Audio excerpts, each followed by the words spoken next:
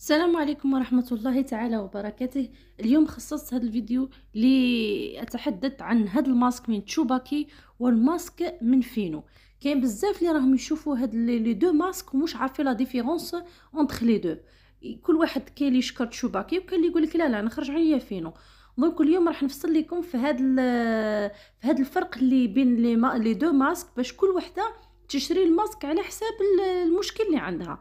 دونك الماسك دو فينو هو الماسك اللي شعرها يعني بغات برك انها تزيد رطوبه للشعر نتاعها وتزيدو اون بريونس وتزيدو لمعان. فهمتوني؟ دونك هذا هو لو ماسك فينو الواش يستعمل. اما لو ماسك تشوباكي، هذا الماسك تشوباكي يستعمل لي شعرها متضرر محروق شعتان جاف جدا.